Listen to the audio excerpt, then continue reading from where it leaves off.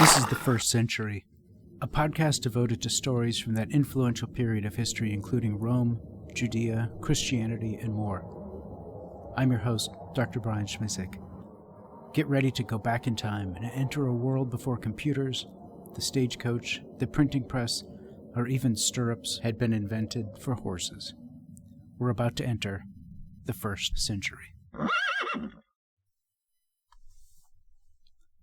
Episode 18, Activities on the Island of Capri, and the Sect of the Nazorean in Jerusalem. In the summer of 33, Drusilla, sister to Agrippina and Gaius, also known as Caligula, was married to Lucius Cassius Longinus, an influential Roman senator. Just as Agrippina found security in her marriage to Ahenobarbus, the 16-year-old Drusilla would have security with Longinus, who had served as consul in 30 and was a close friend of the Emperor Tiberius. In early August of that same year, Tiberius left Capri and went the short distance to Antium, on the mainland, for the wedding of Gaius and Junia Claudia.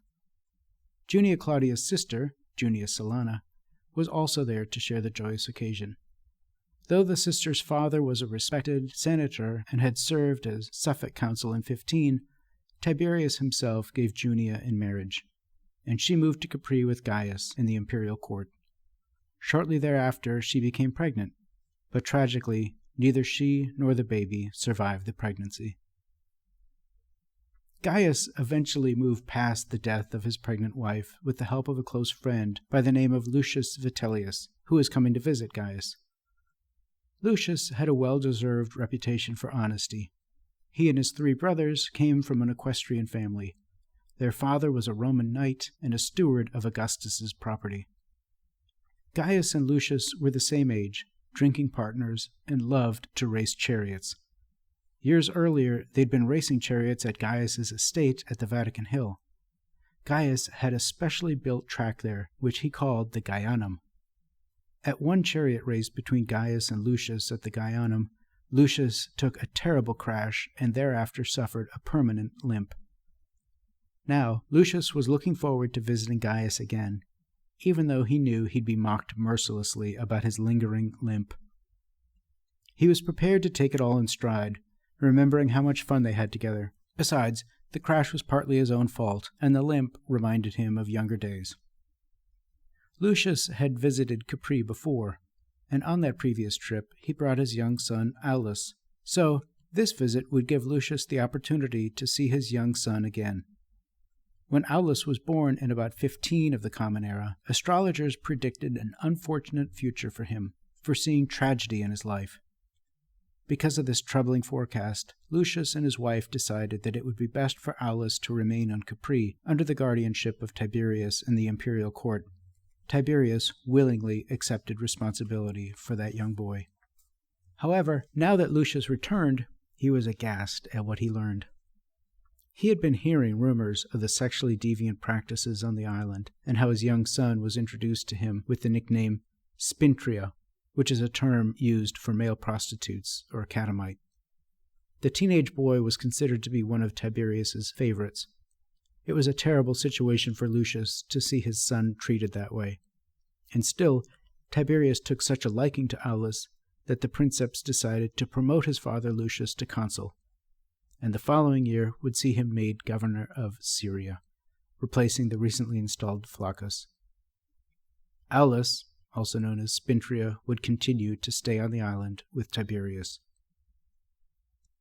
Not only did Lucius assist Gaius with moving past the death of his wife, but now Gaius began to turn his attention to Ennia, Macro's young wife, and the granddaughter of Thrasyllus, Tiberius's astrologer.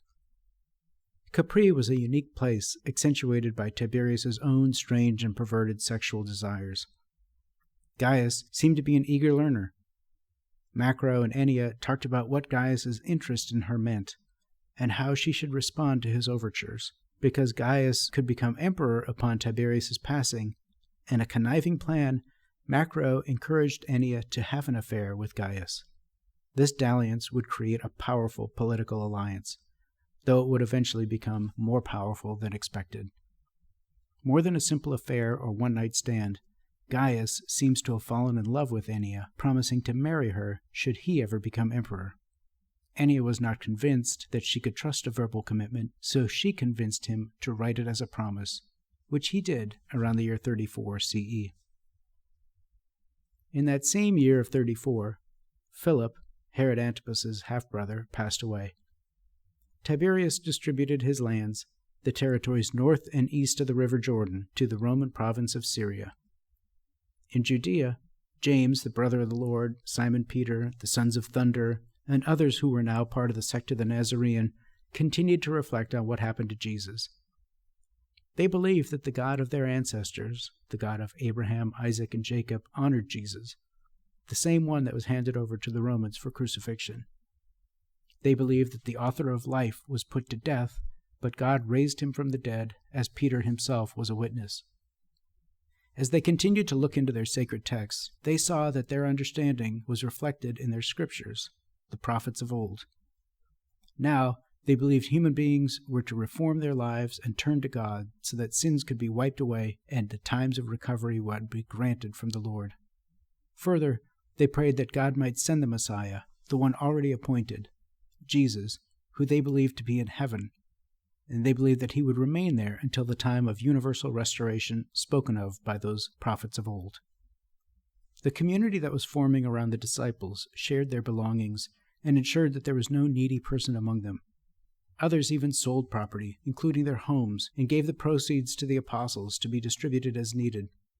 For example, a certain Levite, one from a priestly clan, from the island of Cyprus, named Joseph, did just that, and he earned a nickname from the apostles, Barnabas, which meant son of encouragement. About this time, Simon of Cyrene, a man whom the Romans had compelled to carry the cross of Jesus prior to his crucifixion, came forward and introduced himself to Peter. Cyrene was a Greek city in eastern Libya. Cyrene also had a significant Jewish community, and some from Cyrene had also heard Peter's speech at Pentecost. Simon of Cyrene and his two sons, Rufus and Alexander, were some of those from Cyrene moved by Peter's preaching, and they became part of this new sect as well. Simon of Cyrene told Peter and the others how he had been compelled to carry Jesus' cross, primarily because Jesus was too weak from the scourging to carry it himself. At the time, Simon of Cyrene was worried that he was going to face his own end, but was relieved when they crucified Jesus. This relief weighed on him still. To the religious and political authorities, Peter's talk about Jesus rising from the dead sounded like the ravings of a cult leader. Besides, if Jesus had really risen from the dead, why would he not appear to them? Why only appear to those who are already his followers, and only to some of them, including even a woman, Mary from Magdala? The entire story sounded preposterous. They already flogged these dreamers to knock some sense into them, or at least to quiet them down. But if these delusional fools continued with such talk, they would meet the same end as other religious upstarts. But not all members of the Sanhedrin, the council of the religious leaders, felt the same way. For example, Joseph of Arimathea was a distinguished member of the council who had been anticipating the kingdom of God, and he was looking for signs that it might be approaching. He'd been impressed by Jesus' teaching, and when Jesus was brought before the Sanhedrin, Joseph of Arimathea was not supportive of their handing him over to the Romans. He even worked with Pilate after Jesus was dead to give the prophet a proper burial. Now he heard reports that Jesus had been raised. It sounded too fantastical. There was another member of the Sanhedrin, the Pharisee Nicodemus, who also had been a close follower of Jesus, though surreptitiously so. There was even Johanan of the high priestly family. He was the most prominent of those who were captivated by Jesus and his teachings. Johanan had even seen John the Baptist, which is how he initially came to learn about and meet Jesus. Though Johanan was from Jerusalem, he came to know Jesus well, even being present at the last meal Jesus had before he was killed the following day. Next time, we'll hear about Herod Agrippa's growing discontent and the Emperor Tiberius's musings about appointing an heir.